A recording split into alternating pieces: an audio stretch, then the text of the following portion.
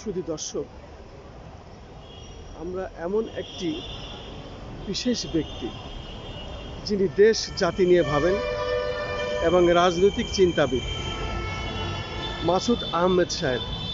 এই জনাব মাসুদ আহমেদ সাহেব দীর্ঘদিন দিয়েই উনি এই রাজনীতি, দেশ, জাতি, এই সমাজ নিয়ে ভাবেন। ঠিক ওনাকে আমি একটি প্রশ্ন করব যে বিগত শেখ হাসিনার সরকার, আওয়ামী লীগ সরকার, তারা সাধারণত লুটেরাদের সরকার, খুনিদের সরকার, গুম খুনের সরকার। জীবনেও আমরা এই দেশের মানুষ আয়নাঘর জানতাম না। আয়নাঘরেও যে নির্মম নৃশংসভাবে মানুষকে হত্যা করা হয়, কষ্ট দেওয়া হয়, সেটাও আমরা দেখলাম এবং জানলাম।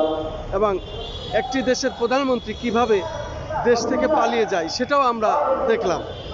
আমার প্রশ্ন হলো, এই বৈষম্য বিরোধী আন্দোলনে যারা শহীদ হয়েছে তাদের কি কোনো বিশেষভাবে তাদের কোনো স্বীকৃতি দেওয়া যায় কি না, আর দিলে সেটা কি হতে পারে, এই প্রসঙ্গে কিছু বলবেন। পাশাপাশি ছাত্র জনতার সাথে এই দেশের সাধারণ মানুষ, শিশু পর্যন্ত নেমে এসেছিল এবং হেলিকপ্টার থেকে গুলি করে শিশুদেরও জানলা দিয়ে গুলি ঢুকে তাদের হত্যা করা হয়েছে, শিশুরাও মারা গেছে। এইসব প্রসঙ্গে, এই নির্মম নৃশংস সম্বন্ধে কিছু যদি আপনি বলতে চান আমাদেরকে একটু বলুন জাতির উদ্দেশ্যে। হ্যাঁ, যেখানে আমরা দেখি যে আপনার সাধারণ কোনো মানুষ বা কোনো সরকারি কর্মচারী আততায়ীর গুলিতে নিহত হয়েছে, কোনো আন্দোলনে গিয়ে না, কোনো বিক্ষোভ করার জন্য না, কোনো প্রতিবাদ করার জন্য, আততায়ীর গুলিতে নিহত হয়েও বেশ উচ্চ মূল্যের আর্থিক ক্ষতিপূরণ পাচ্ছেন। যেমন সম্প্রতি একজন ক্যাপ্টেন নিহত হয়েছেন, তাকে তার দপ্তর থেকে বেশ উচ্চ মূল্যের ক্ষতিপূরণ দেওয়া হয়েছে। তো এক্সাম্পল আছে। কাজেই যারা এই আন্দোলনে এত মানুষের মুক্তির জন্যে প্রাণ দান করেছেন, আহত হয়েছেন, তাদেরকে প্রথমত হলো মর্যাদা দেওয়া দরকার। যেমন আমরা ৭১-এর মুক্তিযুদ্ধে দেখেছি যে মুক্তিযোদ্ধাদেরকে আপনার যুদ্ধাহত, তারপরে যারা শহীদ হয়েছেন, এইসব ক্যাটেগরিতে ভাগ করে ৪ রকম যুদ্ধের উপাধি দেওয়া হয়েছে, বীরত্বের উপাধি দেওয়া হয়েছে, সেটা একটা দিক। তারপর তাদের মাসিক ভাতার ব্যবস্থা করা হয়েছে। তাদের পরবর্তী জেনারেশনের জন্যও আজ পর্যন্ত সেই ভাতা চালু আছে। কাজেই যারা যে সংখ্যা আপনার শহীদ হয়েছেন এবারে এবং আহত হয়েছেন, তাদের সঠিক সংখ্যা নির্ণয় করে তাদেরকেও এই সমস্ত সম্মান দেওয়া যেতে পারে এবং আর্থিক ক্ষতিপূরণ দেওয়া যেতে পারে।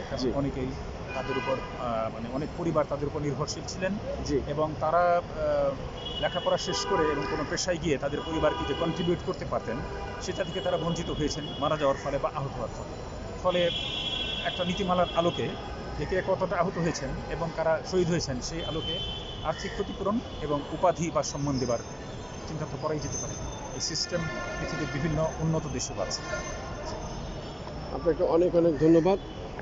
শুধু দর্শক, আমরা আজকে জাতীয় প্রেস ক্লাবের সামনে একজন বিশেষ ব্যক্তির সংক্ষিপ্ত সাক্ষাৎ আমি গ্রহণ করলাম।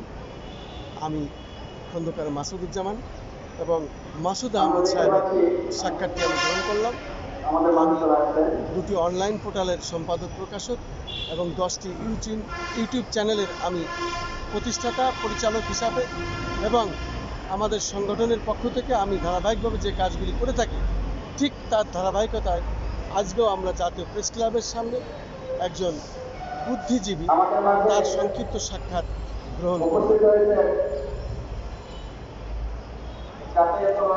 অর্থনীতি